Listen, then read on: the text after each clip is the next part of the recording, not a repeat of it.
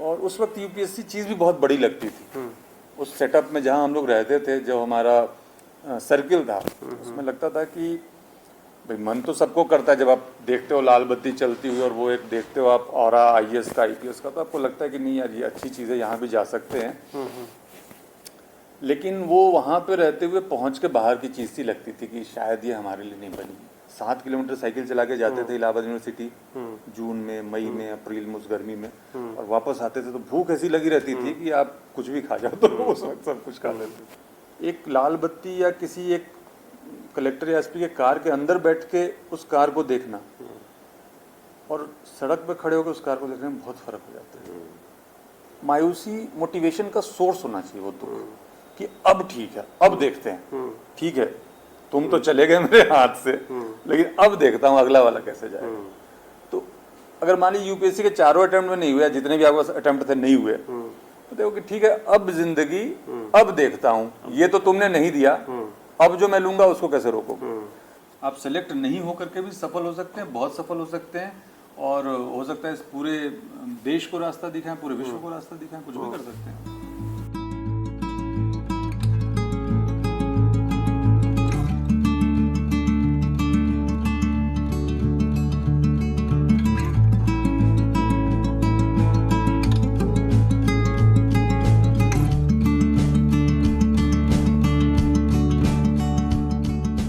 बाहर बहुत अच्छा मौसम है, बारिश हो रही है, पिछले कई दिनों से काफ़ी बारिश हो रही है, तो बहुत सुहावना मौसम है और कोशिश करेंगे कि इस मौसम के हिसाब से ही बातचीत की जाए। जी कुछ पुरानी यादों को ताज़ा किया जाए जी और चीज़ों को बहुत इनफॉर्मल तरीके से रखते हैं। जी बिल्कुल। तो कैसे देखते हैं आप पीछे मुड़ के, खासतौर पे बचपन की चीज़ों को कैसे देखते हैं, क्या यादें हैं आपकी बचपन की? बचपन को जब देखते हैं तो ऐसा लगता ही नहीं है कि वो मेरा ही बचपन था। अच्छा। दूरी इतनी ज़्यादा तय हो जाती है कि आप जब बचपन का सोचते हैं तो कभी इस स्थिति की कल्पना तो करी नहीं होती आप। सही है। और बचपन वैसा ही अल्हड़, किसी बात की चिंता नहीं, पढ़ाई भी करनी होती, ये कहीं अपने नज़र में नहीं होता था, और बिल्कुल बेपरवाह, कभी सोचा नहीं था कि नौकरी भी करनी है। अच्छा। सिविल सर्विसेज में जाना, आईपीएस बनना या और कुछ करना, वो तो बहुत दूर की बात है। एक ही बात दिमाग में रहता था कि कैसे पढ़ाई से बचना है। तो वो बचपन और आज के दिन में जब देखते तो लगता है कि बहुत लंबा सफ़र तय हो गया है, बट खूबसूरत रहा। और उसकी अपनी खूबसूरती थी, अपना आनंद था, और आज के समय का अपना आनंद है, इसको अलग तरीके से एंजॉय कर रहे हैं। बट दोनों बढ़िया था, अच्छा था। तो शुरुआती जो स्कूलिंग थी आपकी, कहाँ, गांव से शुरू हुई, कहाँ से शुरू हुई? मेरे पिताजी जो हैं वो केंद्रीय विद्यालय में बतौर प्राचार्य प्रिंसिपल रिटायर हुए, और पहले टीचर थे। तो सबसे पहले मेरा एडमिशन तो हुआ था कंकड़ बाग में, पटना के केंद्रीय विद्यालय में। अच्छा। लेकिन वहाँ मेरा पापा का ट्रांसफ़र हो गया तुरंत शुरू आगरा। से, हाँ, पहला एडमिशन तो पहला एडमिशन हुआ। हाँ वहीं पे हुआ था कंकड़ बाग में, पटना में। फिर पापा का ट्रांसफ़र आगरा हो गया तो साथ में आगरा चले आए। आगरा में एयरफोर्स स्टेशन के अंदर केवी है, वहाँ पे पोस्टिंग थी तो वहाँ पढ़ाई की। वहाँ से भी जल्दी ही पापा का ट्रांसफ़र रांची हो गया था। फिर रांची में मैंने 3rd से लेके +2 तक की पढ़ाई की। अच्छा। और रांची की बहुत सारी यादें जुड़ी हुई हैं। हेवी इंजीनियरिंग कॉरपोरेशन का स्कूल था, तो एक बहुत ही खुला वातावरण था। और वहाँ स्कूलिंग करके और फिर उसके बाद कॉलेज और पोस्ट ग्रेजुएशन के लिए बाहर आ गए, इलाहाबाद में ग्रेजुएशन किया, पोस्ट ग्रेजुएशन किया, फिर जेएनयू में दिल्ली आ गए, वहाँ पे एमफिल किया, और फिर ये नौकरी का सिलसिला शुरू हुआ। कब ये ख्याल आया आपके मन में कि सिविल सर्विसेज के लिए ट्राई करते हैं? कब से ऐसा ख्याल आया? शुरू में तो जैसा बता रहा हूँ कि कोई पढ़ने को ही लेकर मानस नहीं था, तो सिविल सर्विसेज दूर की बात थी। 11-12 के आसपास में चूँकि मिलिट्री बचपन से ही आपको आकर्षित कर रहा होता है, तो उस तरफ नज़र चली गई, और लगा कि यार एनडीए में करना चाहिए, जाना चाहिए। बट वो भी बड़ा छोटा सा फेज था, निकल गया। और फिर इलाहाबाद आके वहाँ ग्रेजुएशन किया। उस वक्त तक भी कुछ तय नहीं था कि क्या करना है। पिताजी शिक्षक थे, तो शिक्षक बनना एक बड़ा लगता था कि अच्छा रहेगा। पढ़ाने का शौक भी बहुत था, बच्चों से बात करने का शौक बहुत था। तो उस वक्त तक तो यही था कि यार अपने को कॉलेज लेक्चरशिप में जाना है, पढ़ाना है। और उस वक्त यूपीएससी चीज़ भी बहुत बड़ी लगती थी। उस सेटअप में जहाँ हम लोग रहते थे, जो हमारा सर्किल था, उसमें लगता था कि भाई मन तो सबको करता है, जब आप देखते हो लाल बत्ती चलती हुई और वो एक देखते हो आप ऑरा आईएएस का, आईपीएस का, तो आपको लगता है कि नहीं यार ये अच्छी चीज़ है, यहाँ भी जा सकते हैं। लेकिन वो वहाँ पे रहते हुए पहुँच के बाहर की चीज़ सी लगती थी कि शायद ये हमारे लिए नहीं बनी। जब वहाँ से जेएनयू आए तो आप कह सकते हैं कि वो एक टर्निंग पॉइंट। अच्छा, वहाँ से टर्निंग पॉइंट। हाँ, और जेएनयू में आए तो आपके अपने हॉस्टल से रिजल्ट आने पे 20-25 लोगों का सिलेक्शन हो रहा है। जो आपके पड़ोस के कमरे में रहता था उसका सिलेक्शन हो रहा है। जिसके साथ आप हाफ पैंट पहन के चाय रोज पीते थे, पता चला कि अगले दिन ही आईएएस बन गया, आईपीएस बन गया। तब ये हुआ कि नहीं यार ये सामान्य सी चीज़ है, कोई इतना बड़ा कोई तोप नहीं है जिसके लिए कि कोई बहुत विशेष व्यक्ति होने की ज़रूरत है। हमारे जैसे साधारण लोग, हमारे साथ रहने वाले लोग भी बन रहे हैं, तो हम भी बन सकते हैं। तो वहाँ से आप कह सकते हैं कि सिविल सर्विस की तरफ रुझान हुआ और तैयारी शुरू करी। सीरियस जो प्रिपरेशन स्टार्ट किया आपने वो जेएनयू आके? वो जेएनयू में ही किया तैयारी। इलाहाबाद भी एक अच्छा सेंटर हुआ करता है। हाँ, इलाहाबाद था, लेकिन हम लोग के टाइम तक वो लगभग डिप्लीट होने लगा था यूपीएससी का दृष्टिकोण से। इलाहाबाद के किसी बच्चे से अगर आप उस वक्त बात करते तो पीसीएस की बात करेगा, यूपीएससी वो अपने पहुंच से बाहर मान के चलने लगा था। रिजल्ट भी कम आने लगे थे, कुछ इस तरह का माहौल था। तो यहाँ आके एक्चुअल में लगा कि नहीं यार यूपीएससी सहज है, बहुत आसान है, इतनी भी कोई बड़ी पढ़ाई नहीं करनी, और हमारे जैसे सबका हो रहा है तो हमारा भी हो जाएगा। तो जो आपकी जो कॉलेज की लाइफ है या आगे चल के यूनिवर्सिटी की जो लाइफ है, तो उसमें शरारतें भी करते होंगे? शरारतें तो बहुत ज़्यादा करते थे, बचपन से ही करते थे। बचपन में मेरे किसी भाई बहन की घर में शिकायत नहीं आती थी, लेकिन मेरी शुरू से ही आती थी। अच्छा। और प्रोटेक्शन मम्मी का मिलता था। जब भी शिकायत आए तो मम्मी एक कहावत के रूप में कहती थी कि वो लड़का लड़का क्या जिसकी शिकायत नहीं है। मतलब बेटे की तो शिकायत आनी चाहिए, लड़की की नहीं आनी चाहिए, लड़के की आनी चाहिए। तो वो एक मानसिकता थी, बट उससे अपने को आश्रय बहुत मिल जाता था बदमाशी करने का। जब कॉलेज में आए तो कमोबेश पढ़ाई ज़्यादा करने लगे थे, थोड़ा पहले की अपेक्षा सिंसियर हो गए थे, क्योंकि आप घर से बाहर आते हो तो जिम्मेदारी महसूस करते हो। बेसिकली आपको लगता है कि मुझ पे किसी ने भरोसा किया है, तो करते तो थे। लेकिन फिर भी वहाँ का मुझे एक इंसिडेंट याद है कि हम लोगों ने एक हमारे प्राचार्य जो थे वहाँ पे बड़े स्ट्रिक्ट माने जाते थे, सब लोग बहुत डरते थे उनसे। तो वो कहीं से जा रहे थे, दूर थे काफ़ी, उन्होंने उनको कुछ कमेंट किया, मैंने यूं ही हास्यास्पद सा, और उसको उन्होंने सुन लिया।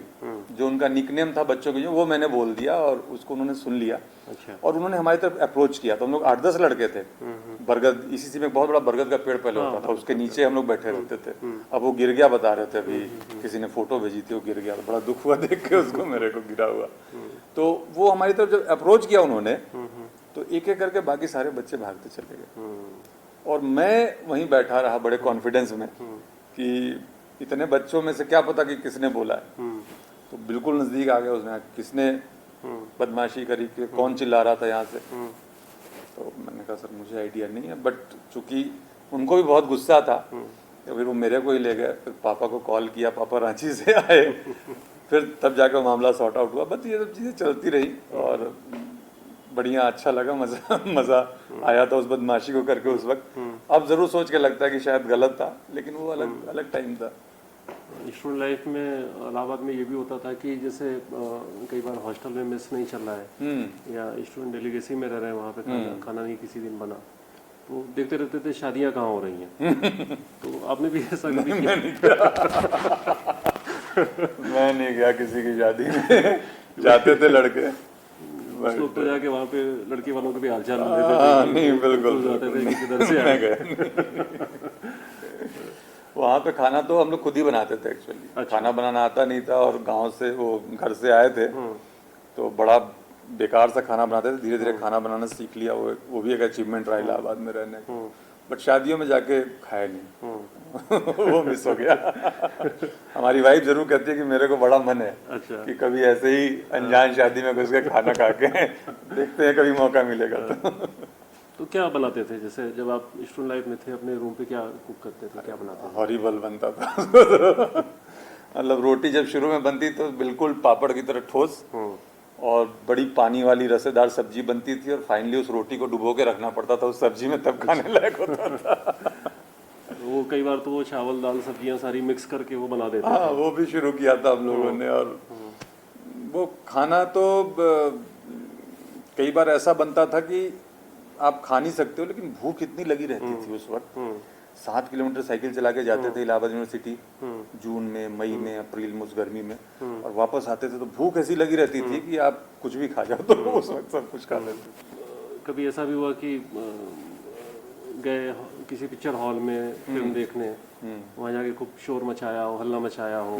वो सब तो खूब करते अच्छा, थे। वो करते थे। वो तो सीटी बजाना, और सर्दियों में रजाई ओढ़ के भी लोग चले जाते थे कई बार हॉस्टल वाले। और साइकिल पे बैठ के हम लोग पहुंच जाते थे। और बजट बड़ा लिमिटेड रहता था तो बहुत ज़्यादा तो नहीं जा पाते थे, लेकिन जाते थे तो एंजॉय पूरा करते, उसमें कोई कमी नहीं रखते थे एंजॉय करने में। अच्छा, नॉर्मली जो स्टूडेंट्स तैयारी करते हैं तो जब वो इंटरव्यू वगैरह देते हैं तो हॉबी का भी एक इशू होता है कि इसमें वो भरते भी हैं हॉबीज़ क्या क्या है। तो अक्सर मैंने देखा है कि हॉबीज़ होती नहीं है लेकिन वहाँ पे भरनी पड़ती है। तो आपके साथ भी कुछ ऐसा था या कुछ ऐसी हॉबीज़ थी आपकी? हॉबी तो जो मेरा एक्चुअल था वही भरा था मैंने। मेरी हॉबी बचपन से एक्टिंग की रही थी। अच्छा। स्टेज पे जाने की, बोलने की, वेरी गुड। और बहुत सारे स्किट वगैरह भी बचपन में किए, कॉलेज में भी किए स्किट वगैरह। तो मैंने भरा भी वही था। और उसमें ये ज़रूर होता है कि जब आप हॉबी भरते हो तो हॉबी को एक पैशन से जोड़ा जाता है। तो इंटरव्यू में ये अपेक्षा की जाती है कि आपको उसके बारे में थ्योरेटिकल नॉलेज भी हो और प्रैक्टिकल नॉलेज भी हो। अगर केवल आप किसी चीज़ को मात्र आप कह लीजिए कि हल्के में ले रहे हैं या सतही तौर पे ले रहे हैं, तो इंटरव्यू में कहीं ना कहीं उस बात को रियलाइज करते हैं कि जिसको ये हॉबी बता रहे हैं वो प्रॉपरली इनकी हॉबी नहीं है, क्योंकि आप उससे उस इंटेंसिटी से जुड़े हुए नहीं है कि आप उसके हर पक्ष को जान सकें। तो उसके लिए ज़रूर थोड़ा सा पढ़ना पड़ा, एक्टिंग की विधाओं के बारे में पढ़ना पड़ा, स्कूल्स के बारे में पढ़ना पड़ा। तो वो एक तैयारी की थी, लेकिन हॉबी वही लिखी थी जो कि ईमानदारी से मेरी हॉबी। ईमानदारी से थी। हाँ। तो अब तो आप पुलिस की उसमें है जी। तो अब कैसा लगता है उन हॉबीज़ को याद करके? नहीं, अच्छा लगता है, और अभी भी बड़ा मन करता है अच्छा। कि मौका मिले। मैं उम्मीद करता हूँ कि आगे ज़रूर किसी न किसी नाटक में आप लोग देखेंगे मुझे। तो जब फाइनली ये हुआ कि आपका सिलेक्शन हो गया तो कैसा लगा आपको?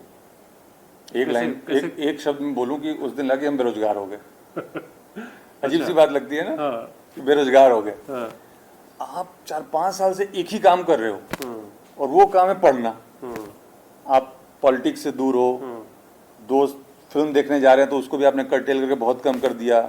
ढाबे पे बैठ के गप मारने का जेन्युइन बहुत कल्चर है, पूरी रात भर। गंगा ढाबा और उससे भी आप पीछे हटे हुए हो। हाँ, गंगा ढाबा या हमारा गोदावरी ढाबा था, मैं पेरियार में था। अच्छा, पेरियार में। उन सारी चीजों को छोड़ करके आप एक काम शिद्दत से कर रहे हो, और अचानक आपको पता चलता है कि वो काम ही छीन गया आपसे। आपका तो सिलेक्शन हो गया। तो बेरोजगार से महसूस किया, पहला यही ध्यान आया। मेरा सेकंड अटेम्प्ट में हुआ था। फर्स्ट अटेम्प्ट में मैंने इंटरव्यू तक दिया था, उसमें जब हुआ नहीं था तब तो बहुत रोया था, और उस वक्त बहुत लगा कि यार क्या रह गया, क्या मिस हो गया। जब हुआ तो ये लगा कि बेरोजगार हो गया, यही फीलिंग थी। तो क्या रिएक्शन था आपके दोस्तों का या परिवार के लोगों का कि मैं पहले ही सोचता था कि IAS बनेंगे, ऐसा कुछ? नहीं, वैसा नहीं था। परिवार की भी कोई बचपन से वैसी कोई बहुत अपेक्षा नहीं थी, मुझे नहीं लगता है। बट जब JNU में आ गए तो कहीं ना कहीं बात हो गई थी, और आपने फर्स्ट अटेम्प्ट दिया, इंटरव्यू तक चले गए, तो एक आभास सा आपको हो जाता है। और फर्स्ट अटेम्प्ट में जैसे प्रीलिम्स देने के पहले मैं जाने के लिए तैयार नहीं था। प्रीलिम्स देने के लिए मैं अपने रूम में बैठा हुआ था कि मैं देने नहीं जाऊँगा। तो मेरे भाई साहब सबसे बड़े वाले एयरफोर्स में हैं, अभी कलकत्ता में पोस्टेड है, तो वो उस वक्त दिल्ली में थे। तो वो सुबह मेरे घर पे आए, वो कमरे पे आए JNU में, और उन्होंने कहा कि भाई तुम्हारे पास 4 अटेम्प्ट हैं, एक अटेम्प्ट मेरे को दे दो। यही उनका शर्त है कि एक अटेम्प्ट तुम मेरे पे छोड़ दो, नहीं देना चाहते हो, तैयारी नहीं है। मैंने कहा नहीं, मेरी कोई तैयारी नहीं, होगा नहीं। तो जाके मैंने दे दिया था। तो इस तरह का परिप्रेक्ष्य था। दूसरी बार जब मैंने दिया तो मैं बड़ी ईमानदारी से बता रहा हूँ कि आभास था कि हो जाएगा। आप कुछ एक अपना असेसमेंट करते हो, एग्जाम का असेसमेंट करते हो, ऑलमोस्ट आइडिया था कि हो जाएगा। किस में होगा वो नहीं पता था, बट था। तो उसी के हिसाब से दोस्तों की भी खुशी थी। जाते ही सबसे पहले तो आप यही करते हो, JNU जाके चाय पीते हो ढाबे पे, तो सारे दोस्तों को लेके आपके पैसे से आपको सबको चाय पिलानी है। उसके बाद ठीक है, वो चलता रहता है थोड़ा एक्सटेंडेड, घर वालों को भी खैर नो डाउट बहुत अच्छा लगता है फिर घर गया तो, बट वो बहुत आकस्मिक नहीं था, थोड़ा कहीं ना कहीं बैक ऑफ द माइंड में था कि हो जाएगा। जेएनयू की कल्चर को अब कैसे मिस अभी भी मिस करते होंगे? हाँ, जेएनयू अपने आप में मैं कहूँगा कि उसके बारे में जितनी भी बातें कही जाती हैं सुनी जाती हैं, लेकिन बहुत कुछ अद्भुत है, बहुत कुछ अलौकिक है बल्कि मैं कहूँगा, जो कि आपको आमतौर पे इस लोक में दिखाई नहीं देता है। आप जाते हो तो लगता है अच्छा ऐसा भी पॉसिबल है क्या इस दुनिया में। वैसी बहुत सारी चीज़ें वहाँ पे, वहाँ की बौद्धिकता, वहाँ का संबंधों का स्तर, वहाँ का लोकतंत्र, वहाँ का एक दूसरे को स्पेस देना, वहाँ पे डिसिप्लिन और व्यक्तिगत स्वच्छंदता के बीच का संघर्ष नहीं होना, वो सब चीज़ें बहुत ही अद्भुत हैं। मैं कभी पढ़ा तो नहीं जेएनयू में, लेकिन मेरा बहुत आना जाना था वहाँ जी। पे। तो अक्सर मैं जब वहाँ जाता था और मेरे साथ के बहुत सारे लोग थे, वहाँ रुकता था हॉस्टल में, तो एक वहाँ पे जो बहुत अच्छी कल्चर मुझे लगती थी कि वो रात में डिनर के बाद में जो हॉस्टल में जो डिस्कशन होते थे, कोई बिल्कुल। बाहर से वो कोई स्पीकर आ गया, कोई कीनोट स्पीकर आ गया, तो आपके समय में तो ये सब चलता होगा? हाँ, नहीं आते थे, नेशनल इंटरनेशनल लेवल के स्पीकर्स आते हैं जो कि आमतौर पे आपको उनसे बात करने का मौका नहीं मिल सकता है, लेकिन उस छोटे से ग्रुप में आप कुछ भी सवाल पूछ सकते हो और उसका जवाब भी वो देते हैं। ये बड़ी वहाँ की आप कह लीजिए कि एक आपके लिए एक उपहार है वैसी जगह पे जाना और रहना, कि जहाँ की उस तरह के एमिनेंट पर्सनैलिटीज आकर के आपकी क्वेरीज, आपके क्वेश्चंस का सीधे फेस टू फेस जवाब देते हैं, और आप संतुष्ट नहीं होते हैं तो तब तक देते हैं जब तक आप संतुष्ट नहीं हो जाते। तो ये चीज़ कहीं ना कहीं आपके अंदर के बौद्धिकता को, आपके अंदर के उत्सुकता को जीवित रखते हैं एक व्यक्ति के तौर पर। जेएनयू से अच्छा वॉकिंग डिस्टेंस पे वो आपका जो पीवीआर हाँ था। प्रिया, हाँ, तो फिल्में देखते होंगे? कम गया, अच्छा, कम गए। पैसे बचाते थे थोड़ा, ज़्यादा पैसे नहीं होते थे, तो एक आध बार ही गए, ज़्यादा नहीं गए। अच्छा। फिर देख के वहाँ पे थोड़ा ना आपको और भी आपको थोड़ी सी क्या कहेंगे आप कि अपने कल्चरल कमतर होने का एहसास होता है या कल्चरल शौक होता है, तो आप कोशिश करते हो इसको देखना ही नहीं है भैया, इसको अलग रखो। तो ये भी था। नहीं, कैंपस तो बहुत अच्छा है वो, फुलफिलिंग है, आपको बाहर निकलने की जरूरत बाहर महसूस नहीं निकलने की होती जरूरत है। और फिल्में तो हमारे यहाँ खूब चलती रहती थी, कभी तो हॉस्टल में ही लग जाती थी, कभी हमारे जो बाहर में थिएटर था, ओपन एयर थिएटर, वहाँ पे फिल्में चल जाती थी, स्किट होते थे, तो आपको कमी नहीं महसूस होती। जेएनयू में तो बहुत सारे स्ट्रीट प्ले वगैरह भी लोग करते थे, ग्रुप्स थे बहुत हाँ, सारे बहुत सारे, इप्टा का भी था और कईयों का था, बट नहीं कर पाया पार्टिसिपेट। मन तो करता था, वेरी फ्रैंक, बड़ा मन करता था, बट कहीं ना कहीं समय लगता था कि अब बड़ा क्रिटिकल आ गया है, तो पहले इस काम को कर लें फिर आगे देखेंगे, तो उस वक्त कर नहीं पाए। अभी भी मलाल होता है, उस वक्त उन चीज़ों में पार्टिसिपेट नहीं करने का होता है मलाल, बट ठीक है, सब कुछ नहीं मिल सकता है इस दुनिया में। हर आदमी अगर चाहे कि मुझे सब कुछ मिले तो पॉसिबल नहीं। तो जो पुराने दोस्त होंगे आपके स्कूल के दिनों के या यूनिवर्सिटी लाइफ के, तो उनसे मुलाकात होती है? हाँ, एक तो ये व्हाट्सएप ने चमत्कार कर ही रखा है कि सारे भूले बिसरे मित्र जो हैं आपको मिल जाते हैं।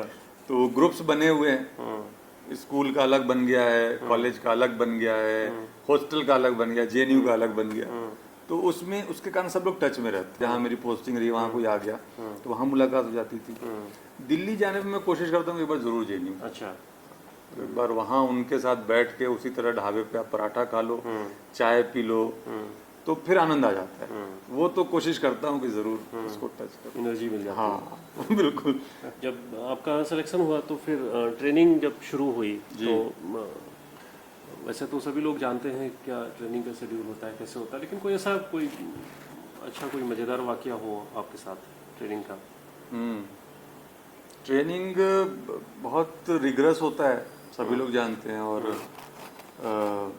चूंकि एक ग्रुप होता है साथ में तो काम चल जाता है, लेकिन अगर अलग से देखेंगे तो बड़ा हास्यास्पद सी चीज़ें होती हैं। जैसे जाते ही शुरू में वर्दी नहीं सिलती है, पीटी के ड्रेस सबसे पहले आपको मिलता है, क्योंकि टी शर्ट तो खरीद के मिल जाता है और हाफ पैंट सिल देते हैं, तो उस पीटी के ड्रेस के ऊपर हाफ पैंट, टी शर्ट के ऊपर बेल्ट पहनाते हैं, और फिर लंबे वाले बूट और मोजा, और फिर उसमें आप परेड करते हो। तो वो अलग से अगर करना पड़े तो मेरे ख्याल से बड़ा मुश्किल है, उस ग्रुप में हो जाता है, बट बड़ा फनी सा रहता है। और उसके बाद सोने का बड़ा बहुत कम टाइम मिलता है। अगर आपके कोई किसी कारण से पीरियड छूट गया तो फिर संडे के दिन भी जा करके आपको परेड कराते हैं। तो ये सारी चीज़ें बड़ी यूनिक सी हैं वहाँ पे, और उस वक्त बहुत क्रिप करते हो आपकी, यार कहाँ फंस गए, कब खत्म होगा, कब खत्म होगा। और ख़त्म होने के बाद फिर आप उस एक एक दिन को याद करते हो, यार कितना आनंद आया था, कितना मज़ा आया था। टेंशन फ्री, मेहनत करो, अच्छा खाना खाओ और अच्छी नींद निकालो। कोई ऐसा वाकया जो आपको याद हो? भारत दर्शन वगैरह पे गए होंगे? हाँ, भारत दर्शन की भी बहुत सारी यादें हैं। उसके अलावा होली बड़ा वहाँ का मज़ेदार होता है। और होली में क्या होता है कि फैकल्टी से आप कहीं ना कहीं परेशान तो रहते ही हो। अच्छा, वो परेशान इन द सेंस कि भाई उस डिसिप्लिन को आप कहीं ना कहीं अवॉइड करना चाहते हो, या आपको लगता था कि मेरे ऊपर बहुत अत्याचार हो रहा है, ये फीलिंग आती है उस वक्त। होली में आप सारा बदला निकालते हो। तो उसमें हमारे डायरेक्टर जो थे वो भी बड़े कड़क हुआ करते थे, और पूरे एनपीए के टाइम को मुझे लगता है 2-3 कड़क आप सुनेंगे तो उसमें से राजा गोपाल सर थे। तो होली के दिन फिर उनको उठा के ड्रम में डालना और उसको कपड़े की तरह धोने के हिसाब से ड्रम में निकाला बाहर हम लोगों ने। तो उसमें बड़ा मजा आया था, वो भी अद्भुत था। लोगों के दिल की तमन्ना पूरी हो गई थी काफी लोगों की। बहुत सारे ऐसे स्टूडेंट्स होते हैं, तो उनसे नॉर्मली जब हम लोग पूछते हैं तो वो ये कहते हैं कि सर IAS बनना है, IPS बनना है, तो क्यों बनना है? तो कहते हैं कि लाल बत्ती की गाड़ी चाहिए। खैर, तो सरकार ने वो नियम कर दिया।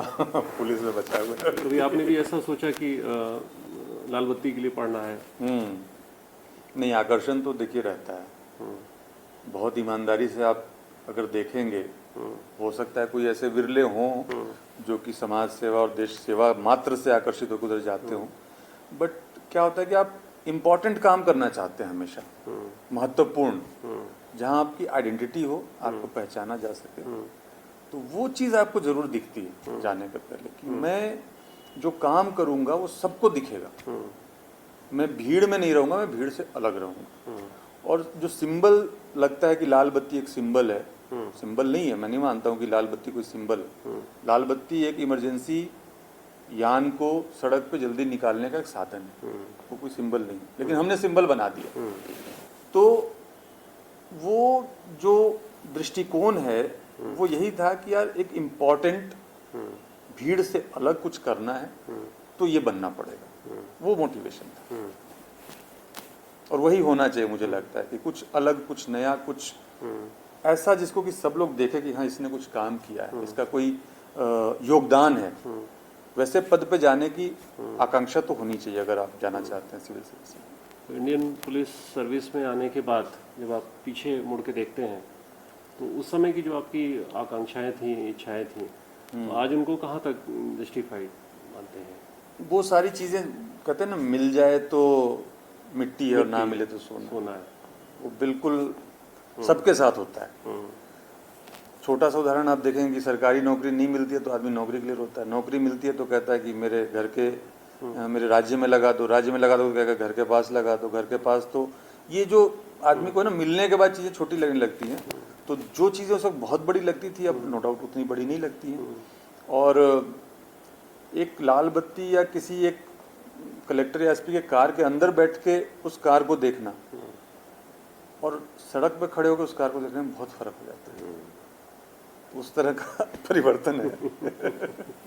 मैंने देखा है कि बहुत सारे जो स्टूडेंट होते हैं, एक अटेम्प्ट दिया, 2 अटेम्प्ट दिया, सिलेक्शन नहीं हुआ, तो फिर कोई कुंडली लेके जाता है, कोई जो भी रास्ते में कोई मिल जाता है उसको हाथ दिखाता है। तो वो आप कह सकते हैं वो कर्म बनाम भाग्य। हाँ बिल्कुल। तो आपको क्या लगता है कि कहाँ तक कर्म है और कहाँ तक भाग्य है? भाग्य के महत्व को मैं पूरी तरह से नकारता तो नहीं हूँ व्यक्तिगत तौर पर बोलूँ, लेकिन मैं ये भी नहीं मानता हूँ कि भाग्य बदल सकता है या वो किसी के हाथ में है कि आप कुछ करो तो बदल जाए। संयोग, मैं भाग्य के बजाय संयोग वर्ड यूज करता हूँ कि संयोग तो होते हैं, बनते हैं, लेकिन वो अपने हाथ में नहीं है। हम सोचे कि हम कुछ करके अपने भाग्य को चेंज कर देंगे तो वो मुझे नहीं लगता। तो वो तो जो चीज़ हमारे हाथ में नहीं उसको पीछे छोड़िए। हमारे हाथ में तो केवल मेहनत करना है, एक सही तरीके से सही दिशा में मेहनत करना, और उसको हम जितना बेहतर तरीके से करेंगे, जितने सोच समझ के करेंगे, गंभीरता से करेंगे, उतना बेहतर परिणाम आएगा। लेकिन भाग्य को इसलिए मानना पड़ता है क्योंकि बहुत सारे लड़के जो हम साथ में थे तो तैयारी करते थे, तो बहुत सारे थे जो कि मेहनत भी बहुत करते थे और कहीं ना कहीं हम लोगों से बहुत अच्छे भी थे पढ़ने में। बौद्धिक स्तर पे भी लगता था कि बहुत होशियार हैं, समझदार हैं, तेज तर्रार। तो कई बार उनको सफलता नहीं मिली। तो ये लगता है कहीं ना कहीं सहयोग से इनको कहीं और जाना था और वो कोई छोटी या बड़ी जगह नहीं है, लेकिन है कोई और जगह जो कि इससे अलग है। तो इसलिए उस स्तर तक संयोग को मानता हूँ। लेकिन हमारे हाथ में चूंकि मेहनत करना है तो मैं मानता हूँ कि हमारा दृष्टिकोण या हमारा काम तो यहीं तक सीमित होना चाहिए कि हम अपना काम करें। लेकिन निराशा से बचने के लिए जरूरी है संयोग को मानना। आप प्रयास करें और नहीं हो और फिर आपको जो निराशा होती है उसमें ये सांत्वना जरूर मिलता है कि यार शायद हमारे भाग्य में नहीं था, हमें जितना श्रम करना था हमने कर लिया, जितनी मेहनत करनी थी हमने कर ली। अब अगर ईश्वर ने कुछ और लिखा है हमारे लिए, कोई और मंच हमारे लिए अगर तैयार है तो वहाँ पे जाएंगे। तो कभी ऐसा भी हुआ कि एग्ज़ाम देने के दौरान भी या बीच में भी ये ख्याल आया हो कि यार IAS IPS नहीं बनेंगे तो कुछ और कर लेंगे? अब जैसा कि फर्स्ट अटेम्प्ट मैंने दिया था तो नहीं हुआ था, उसी साल मेरा उत्तरांचल पब्लिक सर्विस कमीशन में लेक्चरशिप में हो गया था, कॉलेज लेक्चरशिप में। तो एक वो भी तो था कि ऑलरेडी आपके पास एक गवर्नमेंट जॉब भी रहता है तो आप बहुत ज़्यादा नहीं रहते हो। और ऐसे भी इन चीज़ों को लेकर ज़्यादा मैंने कभी सोचा नहीं जीवन में, अभी भी नहीं सोचता हूँ। नौकरी में मेरा ये बहुत ज़्यादा सोच के चलने का नहीं रहता है। मुझे यही लगता है कि अपना काम करें, जो होगा सो हो जाएगा और उसको लेकर तनाव नहीं लेना चाहिए। तो तनाव तब भी नहीं लेता था, अब भी नहीं लेता हूँ।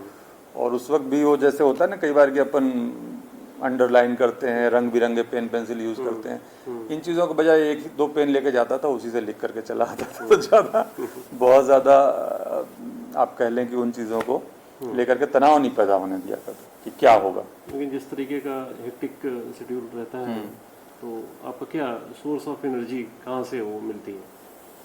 मौलिक तो यही है जो अभी हम लोग बात कर रहे थे कि क्या हो जाएगा उसको लेकर के तो डर निकल जाना चाहिए। क्योंकि हम लोग के पुलिस की नौकरी में कब क्या होगा कोई नहीं जानता है और कौन सा निर्णय किस रूप में जाएगा ये भी नहीं जानते हो। आप लॉ एंड ऑर्डर में जाते हो तो लाठीचार्ज तक बात रुकेगी, फायरिंग तक जाएगी।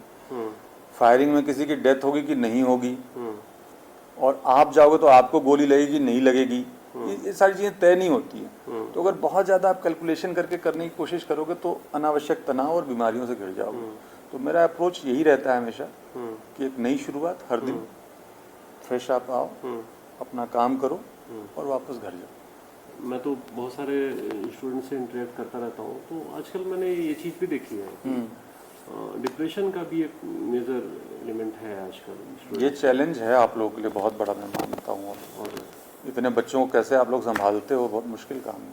हाँ, लेकिन ये एक बड़ी समस्या भी है और एक चैलेंज भी है कि मैं देखता हूँ कि स्टूडेंट एक अटेम्प्ट दो अटेम्प्ट देने के बाद में अगर उनका नहीं हुआ तो फिर वो एकदम मायूस हो जाते हैं, मायूस हो जाते हैं।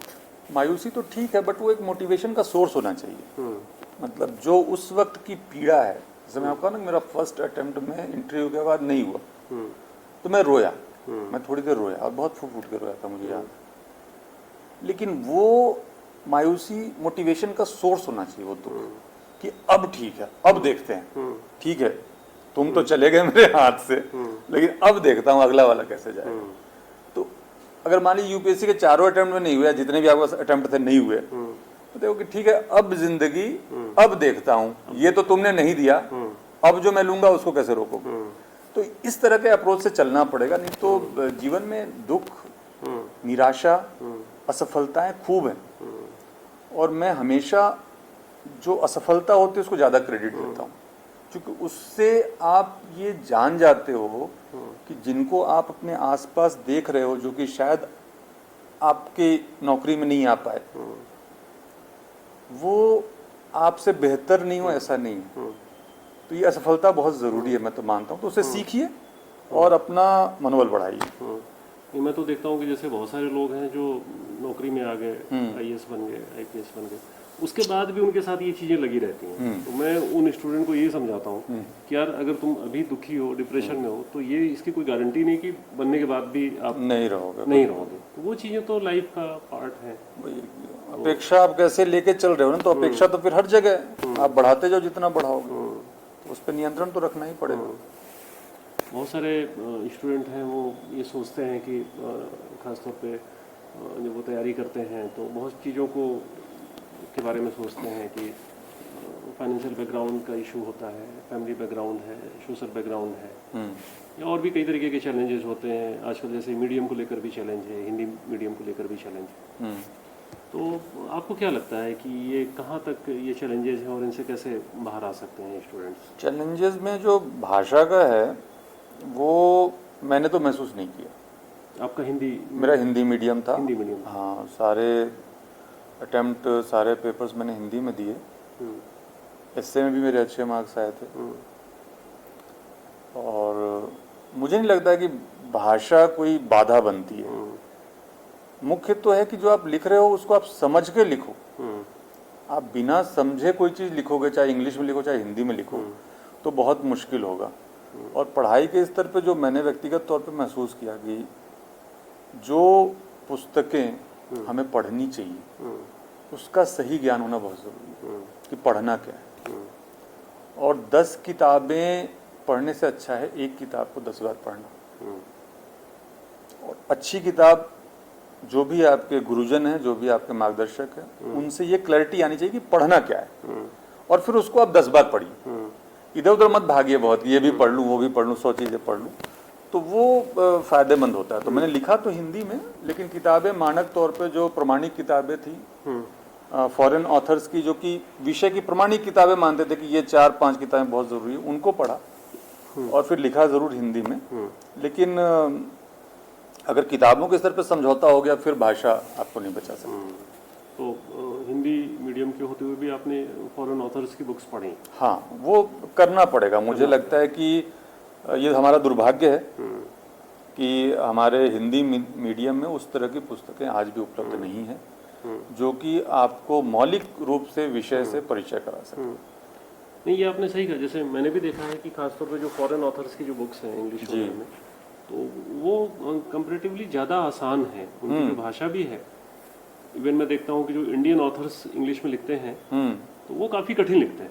हाँ, लेकिन जो फॉरेन ऑथर्स जो इंग्लिश लिखते हैं, क्योंकि यहाँ के लोग तो लिखते समय सारी विद्वता भाषा में ही निकालते हैं तो वो उस पे कॉन्सेप्ट पे कम जाते हैं। लेकिन जो फॉरेन ऑथर्स हैं वो कॉन्सेप्ट पे जाते हैं और बहुत आसान इंग्लिश में लिखते हैं। तो अगर जो एस्पिरेंट्स हैं, स्टूडेंट्स हैं, अगर वो इन चीज़ों को समझें, हम लोग भी मोटिवेट करते हैं कि ऐसी किताबें देखो, पढ़ो। एक्चुअल में जो फॉरेन ऑथर्स लिख रहे हैं वो उनका टारगेट कोई सिलेबस नहीं है। सिलेबस नहीं। हो सकता है कि आप एक किताब उठाओ उसमें 3 टॉपिक्स ही आपको डील किया हुआ मिले, लेकिन वो लिखेंगे वही जिसके बारे में उनको महारत हासिल है। हमारे यहाँ कहीं ना कहीं दृष्टिकोण हो जाता है कि ग्रेजुएशन का हम किताब लिख रहे हैं कि हम पोस्ट ग्रेजुएशन का लिख रहे हैं कि हम यूपीएससी का लिख रहे हैं। इस अप्रोच के कारण ये सारी दिक्कत पैदा हो रही है, मुझे ऐसा लगता है। तो ज़रूर इंग्लिश राइटर्स पे जाना पड़ेगा, कोई ऑप्शन नहीं है। स्टूडेंट्स को ये देखना पड़ेगा कि क्या जो अगर उनको लग रहा है कि ये वजह है, तो मुझे लगता है कि उसको दूर करने की कोशिश करना पड़ेगा वो। और इतना कोई मुश्किल नहीं है इंग्लिश। और कई बार ये होता है कि हिंदी मीडियम से होते हैं हम लोग को बोलने में दिक्कत आती है, कन्वर्स करने में दिक्कत आती है, लेकिन पढ़ने में तो फिर भी ऐसी कोई इशू नहीं रहता। पढ़ना पड़ेगा और पढ़ना चाहिए। जैसे बहुत सारे स्टूडेंट्स को मैंने देखा है जो अनफॉर्चुनेटली हाई स्कूल इंटर में बहुत अच्छी पढ़ाई नहीं कर पाते, बहुत अच्छे परसेंटेज नहीं ला पाते, ग्रेजुएशन में भी बहुत ज़्यादा उनको अच्छा माहौल नहीं मिलता, किसी अच्छी यूनिवर्सिटी में पढ़ने का मौका नहीं मिलता। तो ये अच्छा एकेडमिक करियर होना किसी स्टूडेंट का, वो कितना मायने रखता है कि वो आगे जाके वो सिविल सर्विसेज में वो सफल हो सकता है? एकेडमिक कैरियर डिसाइडिंग नहीं होता, मैं ये मानता हूँ। अच्छा, ज़रूरी तो है और उसमें मेरे ख्याल से जिनके अच्छे हैं प्रोबेबिलिटी बढ़ जाती है, लेकिन वो आपको उससे वंचित कर देगा ऐसा तो मैं नहीं मानता हूँ। मेरे पास ऐसे कई उदाहरण हैं जिसमें कि जिनका बड़ा सामान्य सा एकेडमिक करियर रहा, फिर भी उनका सिलेक्शन हुआ। मैंने आपको अपनी बात बताई थी कि स्टार्टिंग में जैसे कि स्कूल लाइफ में बिल्कुल भी पढ़ने का मन नहीं करता था, खराब कभी नहीं रहा, ठीक ठाक से आ गए नंबर, 10th में भी, 12th में भी, ग्रेजुएशन में भी, लेकिन स्कूल टाइम में कोई फोकस नहीं था पढ़ाई को लेकर के। तो ऐसे तो कई उदाहरण हैं, इवन कई ऐसे भी उदाहरण हैं जिसमें कि थ्रू आउट सेकेंड डिवीज़न थे, तो बहुत सारे ऐसे उदाहरण हैं कि थ्रू आउट सेकेंड डिवीज़न हुए हैं तब भी उनका यूपीएससी में सिलेक्शन हुआ है। और यूपीएससी में आप देखिए ना कि जो लोग टॉप कर रहे हैं, कई बार आप देखेंगे पिछले 3 अटेम्प्ट में प्रीलिम्स नहीं हुआ है, तो आप उसको कैसे जस्टिफाई करेंगे? नहीं कर सकते। तो इसीलिए इन चीज़ों को कहीं हिंड्रेंस नहीं मानना चाहिए। आप कह सकते हैं जब जागो तभी सवेरा। हाँ बिल्कुल, ऐसी कोई दिक्कत वाली बात नहीं है। और बड़ा सामान्य सी परीक्षा है। मैंने तो यही देखा कि ग्रेजुएशन लेवल की परीक्षा है, सिलेबस भी ग्रेजुएशन लेवल का है, समझ भी उतनी ही मानते हैं, कोई बहुत बड़ा बौद्धिकता की आवश्यकता नहीं है। कई बार बहुत जो हम देखते थे कि बौद्धिक प्रवृत्ति के लोग हैं, उनका इसलिए भी नहीं हुआ कि पूछा नाम है और पूरा उन्होंने फादर्स नेम भी लिख दिया, उन्होंने उसमें अपना पता भी लिख दिया, पहुंचने का उसमें कोऑर्डिनेट्स भी डाल दिया, तो उतना मांगता नहीं है। बड़ी लिमिटेड सी सिलेबस है और उसी स्तर की चीज़ें चाहिए। जैसे मैंने देखा है कि बहुत सारे जो स्टूडेंट्स हैं जिनकी तैयारी अच्छी होती है और वो कई बार प्रेशर में आ जाते हैं एग्ज़ाम के पहले, हाँ, और इसकी वजह से वो परफॉर्म नहीं कर पाते। ये भी एक इशू है मुझे लगता है। ये इशू तो है और ये पूरी तरीके से व्यक्तित्व पर निर्भर करता है। और कहीं ना कहीं अगर नहीं कर पा रहे हैं तो मनोवैज्ञानिक तौर पे काउंसलिंग की ज़रूरत होती है। वो काउंसलर आपके पेरेंट्स हो सकते हैं, आपका बड़ा भाई हो सकता है, आपके गुरुजन हो सकते हैं, लेकिन अपने नर्व्स पे कंट्रोल रखना, क्योंकि बात केवल परीक्षा क्लियर करने की नहीं है। परीक्षा क्लियर करने के बाद आप जहाँ पहुँचते हो वहाँ तो रोज ये काम करना है। हाँ सही बात है। आपके सामने 5000 की भीड़ खड़ी है जो पथराव कर रही है, अगर उस वक्त घबराने की अगर आपका व्यक्तित्व है तो आप कैसे चीज़ों को करोगे? बल्कि मैं कई बार स्टूडेंट्स को ये सलाह देता हूँ कि भाई सुबह उठो, रनिंग करो। एक मेरा स्टूडेंट था, मैंने पूछा कि सुबह उठ के क्या करते हो, तो बोला सर वॉक करते हैं। हमने कहा ये काम तो रिटायरमेंट के बाद करना चाहिए। सही बात है। तो सुबह उठो, 5 किलोमीटर दौड़ो। हाँ, नहीं सही। ये साइंटिफिकली भी प्रूव्ड है कि अगर आप रनिंग करते हैं तो आपके अंदर जो आपकी जो मेंटल जो आपका जो स्ट्रेंथ है वो बढ़ता है। योग वगैरह कई तरह की योग चीजें वगैरह हैं, करना तो चाहिए। करना चाहिए, जरूरी है। एक्चुअली मुझे लगता है कि शायद जिस तरीके से उनको एक काउंसलिंग जो आपने कहा, ये काउंसलिंग की बहुत ज़रूरत है। हाँ, मार्गदर्शक की तो जरूरत रहती है और किसी को कम किसी को ज़्यादा, बट जरूरत तो रहती है, मिलना चाहिए। वो दोस्त हो, गुरुजन हो, माता पिता हो, भाई हो।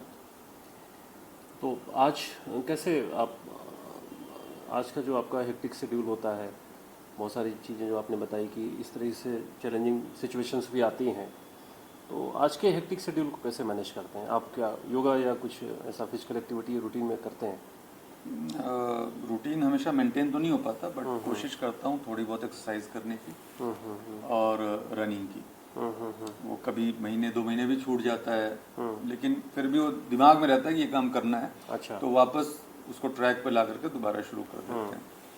वो अपनी जगह। उसके अलावा जो एक एटीट्यूड है वो आपके अंदर होना चाहिए। किसी भी सिविल सर्वेंट में या एस्पिरेंट में भी होना चाहिए कि जो होगा देख लेंगे। ये बहुत ज़रूरी है। अगर आप में रिस्क लेने की कैपेबिलिटी नहीं है कि जो होगा देख लेंगे, तो फिर वो एग्ज़ाम का भी प्रेशर फील करोगे, इंटरव्यू का भी प्रेशर फील करोगे, बाद में भी अगर आपका हो भी गया बहुत तैयारी करके तो भी आपको दिक्कत आएगी। मैं तो कई बार ये बोलता हूँ स्टूडेंट से कि यार तुम 20वीं शताब्दी का इतिहास पढ़ो, महान लोगों में से कोई आईएएस नहीं हुआ, तो तुम इतना प्रेशर क्यों ले रहे हो?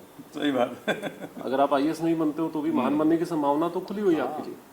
आप कुछ भी कर सकते हो, तय होगा, बहुत सारी चीज़ें कर सकते हो। इतनी बड़ी इकॉनमी है, इतना बड़ा देश है, तो ये चीज़ तो है कि प्रेशर को कैसे हैंडल करें स्टूडेंट्स के लिए, ये एक इशू है। जॉब में आने के बाद तो वो इशू डेफिनेटली हो जाते हैं, लेकिन उसके पहले भी ये इश्यूज बड़े इंपॉर्टेंट हैं मुझे लगता है। कई बार बात करता हूँ तो बेसिकली मैं 2-3 चीज़ें ही बोलता हूँ। एक तो जो मौलिक तौर पे मुझे लगता है कि अगर आप अपने चेहरे पे स्माइल रख पाते हो, उससे भी आपका तनाव अपने आप काफ़ी हद तक नियंत्रण में आ जाता है। आप बिल्कुल ऐसे हो जाओ या आपका चेहरा सिकुड़ जाए अलग होगा। और ठीक है कुछ भी होता रहे, लेकिन अगर आप एक बार मुस्कुरा सको उस वक्त, चाहे आप अपने दिमाग को उसके लिए ट्रेन करो, तो आप देखेंगे चीजें अपने आप काफी हद तक मैनेज होने लगती हैं। तो डर का नहीं दिखना और चेहरे पे एक स्माइल आना आपको कहीं ना कहीं कॉन्फिडेंट बनाता है। और ये सारी चीजें सीखने की, करने की हैं, वो आती हैं धीरे धीरे।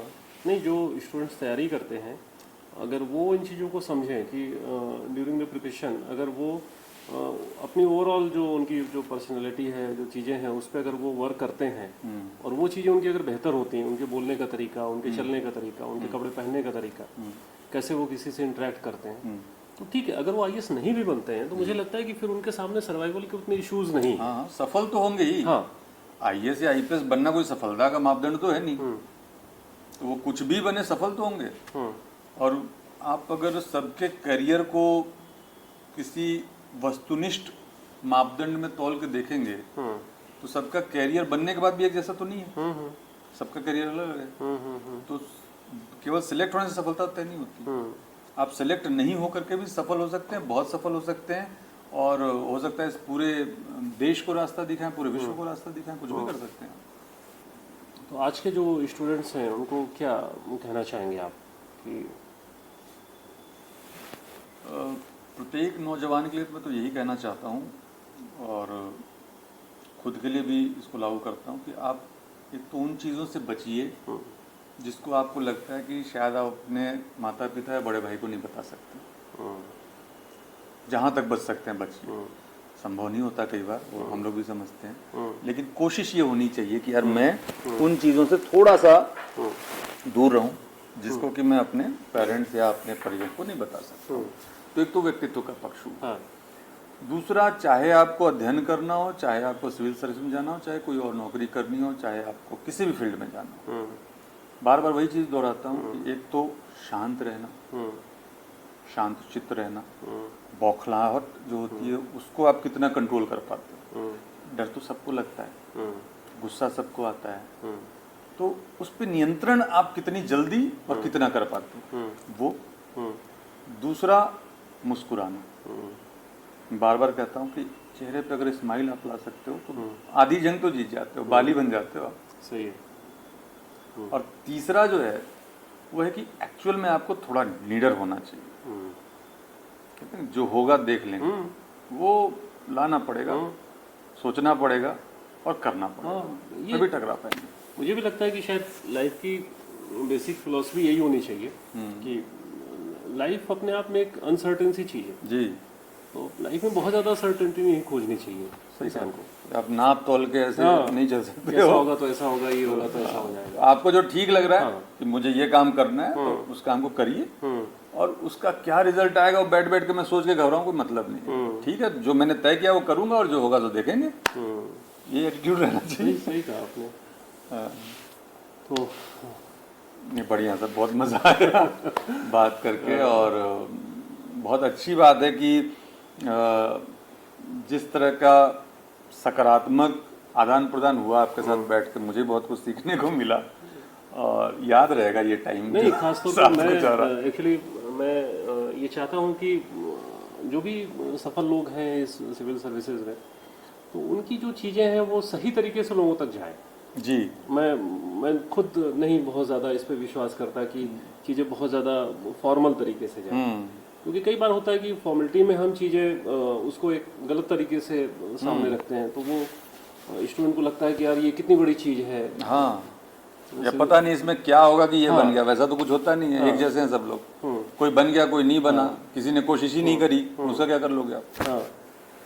तो ये बात तो अपने को पता होना चाहिए कि सामान्य सी बात हाँ।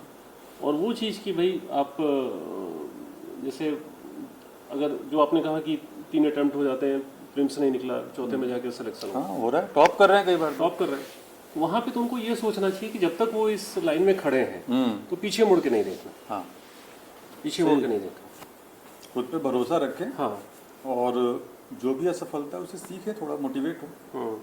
मोटिवेट होंगे तो नो डाउट आगे सफलता मिलेगी। तो मुझे उम्मीद है कि जो एक्सपीरियंस आपने शेयर किया उससे बहुत सारे स्टूडेंट्स को भी बहुत सारी चीज़ें सीखने का मौका मिलेगा।